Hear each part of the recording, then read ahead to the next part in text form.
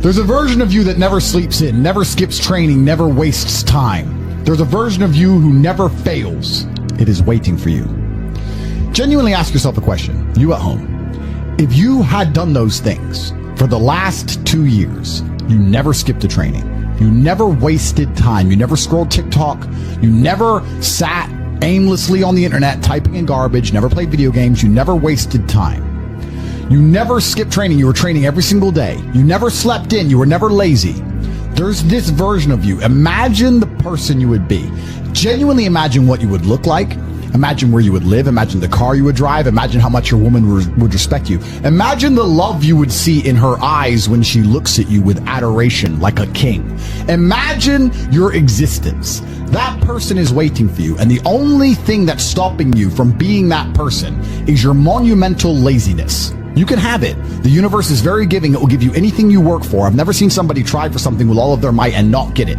The only people who do not have the things they want are the people who do not try for them. I've never seen a person wake up and say, my only dedication in life is to solve a Rubik's Cube and fail. You are not stupid. You are not incompetent. You are lazy and arrogant. It's extremely important you understand that that person is waiting for you, and you are declining that version of yourself.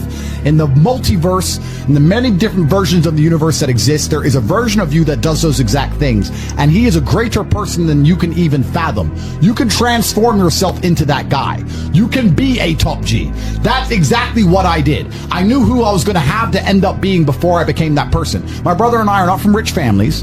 We are not from advantaged beginnings, but I knew I had to be a big, strong, fighting billionaire. That's what I knew I had to be.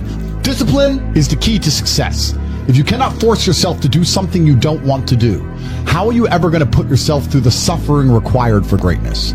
If you cannot force yourself to train when you do not want to train, if you cannot force yourself to work when you don't want to work, if you can't force yourself to not log into Pornhub or force yourself to eat right, how can you possibly ever become a monumentally successful person if you cannot control yourself long enough to do what must be done as opposed to what you feel like doing? The only people who get to live their lives based on how they feel are women and children. Children can cry because they feel like crying, as can a woman. A woman can start an argument because she feels like arguing, as can a child. A man must do what he is supposed to do irregardless of how he feels. That is the key component to masculinity, is discipline. If you do not have the discipline to dedicate yourself to anything, you are going to fail and be crushed by the people who can. If you only go to the gym when you feel like going to the gym, you're never going to be as strong as the people who go to the gym when they don't feel like going to the gym. That is a reality of life. So, I train every single day. I've actually heard from some people saying, you overtrain. And I explained to them, one, I don't believe in rest. I'm not you. I'm not pussy, and I'm not broke like you are, Mr. Fitness Trainer, standing around the gym teaching people for $50 an hour. I don't need to listen to you. Secondly, I don't train because I want to get bigger. I train every day because it is difficult to train every day. It hurts. I don't want to. I wake up and I'm busy. I have other things to do. I don't feel like doing it, so I force myself to do it 7 days a week, 365 days a year, so that I know I'm the kind of person who can do what he doesn't want to do when it needs to be done. I am that man, and it's more of a mental exercise than a physical exercise at this point. How can you ever outcompete me if I can force myself to do the things I don't want to do and you cannot? Discipline is absolutely essential for success, and you need to get very comfortable and very used to the idea of understanding that on your path to greatness, there are going to be long periods of time where you hate what you are doing, where you are dissatisfied with the actions you must undertake, where you are tired, where you are stressed. That is why it is difficult. That is why most people won't make it. If the path was easy, everybody would walk it and it would lead nowhere. 100 people start the path, 99 fall off because it is difficult, and the one person who makes it to the end gets the gold. If all 100 made it to the end and the gold was divided by 100, it wouldn't even be worth anything. The difficulty gives it value. The fact that it is difficult to do is the key component into the fact you want it in the first place. If it wasn't difficult, everyone would have it and you wouldn't want it because no one would respect it. It's supposed to be hard. Life is supposed to be hard. You're supposed to think this is terrible. You're supposed to suffer and smile through the pain regardless. Discipline is the key to success in all realms as a man. And if you lack it, you stand no chance. You can give most people a roadmap to success. You can give them a Ferrari with a full tank of gas, and a lot of people still wouldn't make the destination because they would say the drive is too far away. quitters. They don't have the discipline. You can tell them exactly how to do it. You can give them the mechanism to get there, but they don't have the discipline to complete the drive and end up at the destination. That is the majority of Earth. This is your competition. People who, even if they are told what to do and people tell them exactly how to do it and help them do it, still quit, still fail because they lack discipline. Even me, with my monumental powers, I can't make a quitter successful. It doesn't matter how good I am. It doesn't matter how easily I make it for them to succeed. It doesn't matter how compendious and concise and powerful the real world is. It doesn't matter how much I text them and motivate them, how many emergency meetings I do to try and talk to them and hype them up, how much motivation I give them. It doesn't matter what I do. If they are a quitter, guess what they're going to do? They're going to quit. No matter how simple the map is to read, no matter how fast the Ferrari is, somewhere along the drive, the sun's going to get in their eyes, meh, meh, and they're going to sit there and go, I don't like this, this is hard, and they're going to quit. Quitters are the number one type of people that nobody can help. If you're a quitter, I can't help you, life can't help you, God himself cannot help a quitter. So if you lack discipline, you lack the very basic building block to any type of success which exists on the planet. By every single metric which can be measured with science, you are going to stay a loser and a failure. The key is to keep training. If you train hard every single day, you don't have to worry about a little bit of vitamin C. It's true. If you don't train and you don't smoke, you're still going to be a pussy. Yes. The answer is always hard work. As soon as you are granted life, you are guaranteed death. What you do in between is up to you. You are all conscious. That could end tomorrow, that could end in 100 years. But the time between the beginning of your consciousness and the end of it is completely up to you. Training is never the wrong decision. If you're in jail, you should train. If you are free, you should train. If you are rich, you should train. If you are poor, you should train. If you smoke, you should train. If you don't smoke, you should train. If you drink, you should train. If you don't drink, you should train.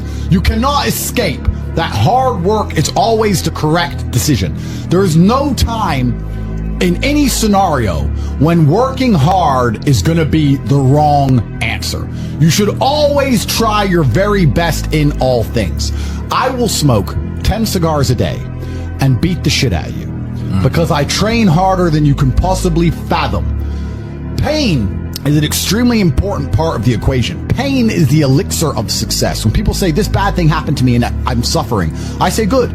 It is pain which is required. It's one of the elements in the chemical reaction. And the chemical reaction requires 5 particular distinct compounds, and you have 4 and you're missing 1. It simply doesn't work. Pain for a man is one of the most important elements in becoming successful. Batman is Batman because they killed his parents. If they did not kill his parents, he would not be Batman. You're supposed to suffer.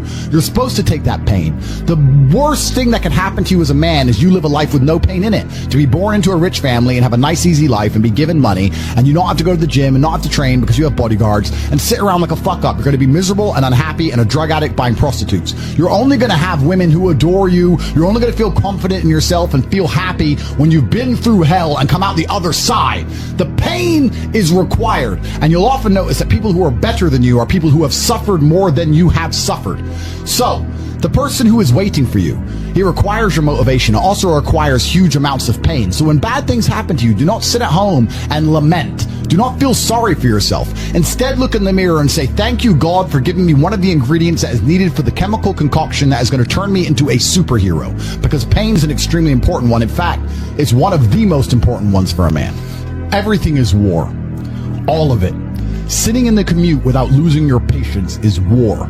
Trying to find a way to escape your slave job is war. Keeping your wife happy and your children inspired is war. Training to become stronger than before is war. It is all war, and it cannot be avoided. And I'll tell you why it's war. Because war is 2 opposing sides trying to achieve the same goal. 2 opposing sides want the same land or the same influence over X land. And the car you want, the Ferrari, you're not the only person who wants it. The reason it's so expensive is because others people want it. The girl you want, the beautiful woman, Everyone wants her. It is war. It is competition. Everything about life as a man is war. It is conflict because you are competing against the other men who want it the same, which is why discipline is such an important thing, which is why you must take the pain and add it to the concoction to become as formidable as possible. Life is war. This idea that you can go through life as a man and avoid war is probably the biggest mistake that most men make, because it is impossible for you to achieve anything significant without war. Running a business is war. Running a hotel, running a restaurant, running an online company, it's war. Training is war. Life as a man is war. You need to wake up and view it exactly as what it is. Everything I want, other people want. Everything I desire, other men are trying to get. This is a war and I must outcompete them. That is the best possible mental model you can have. Even in jail, it was a war for who could stay most calm. A war who could control their mind the best. A war for who could suffer the least.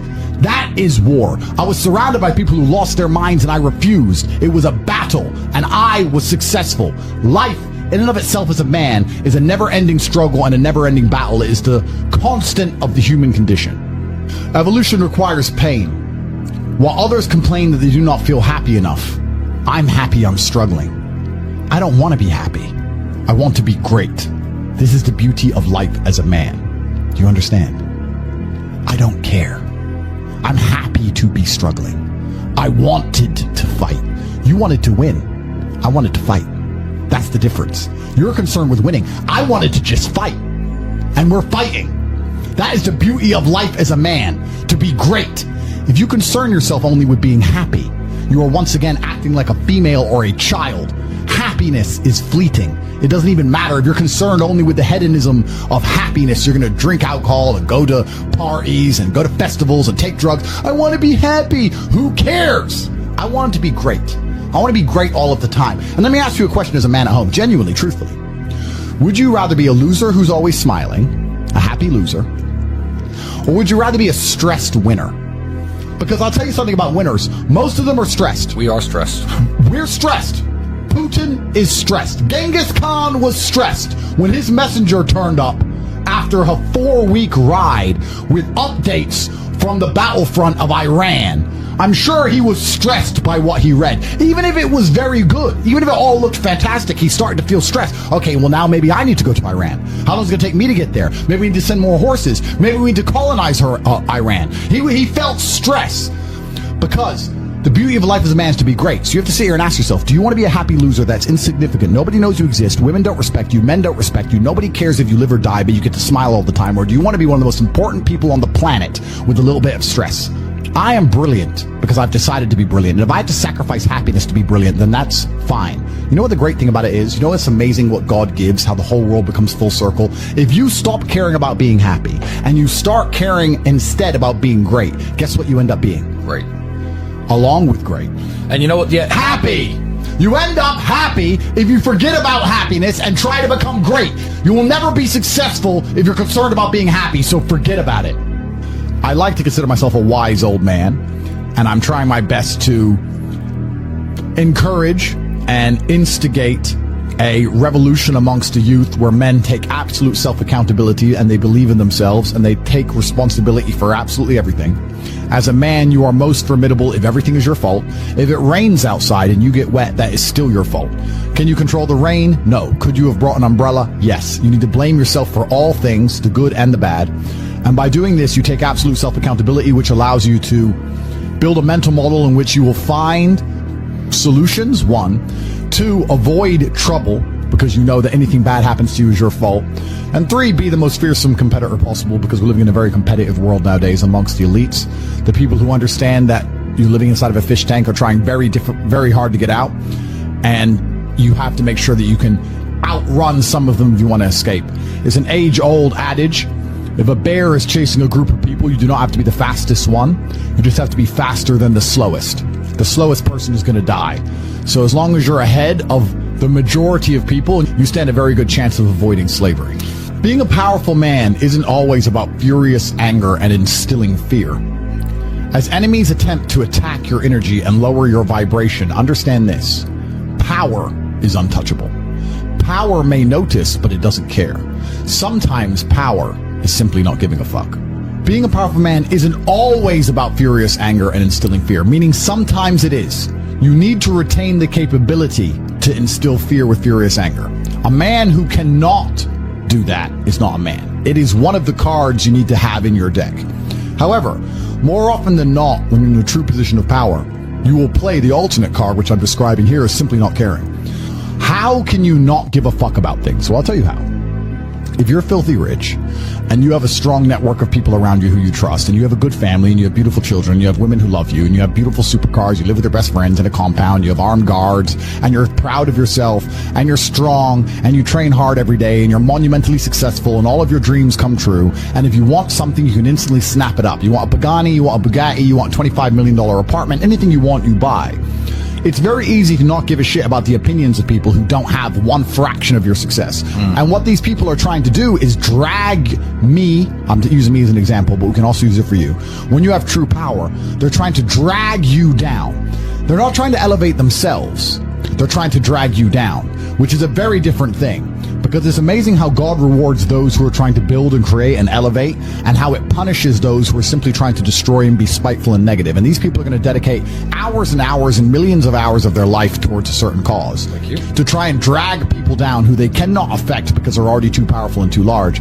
And they're wasting their own human experience, and they're not progressing or advancing themselves in any way. They will stay brokies, and we will stay rich forever. So the lesson here is that you need to get to a position where ignoring people is a move in which you're guaranteed success. You can ignore people completely and they are benefiting you. And that comes from a position of power. And I think a lot of you at home right now, you may not be in our position, but if you're already working hard, you're already going to the gym, you're already training, you make sure that you're getting as much muscles as possible, as much money as possible, you're dedicated, you don't sleep in, you don't waste your time, you don't smoke weed, you don't play video games, you're focused on trying to become fantastic as a person.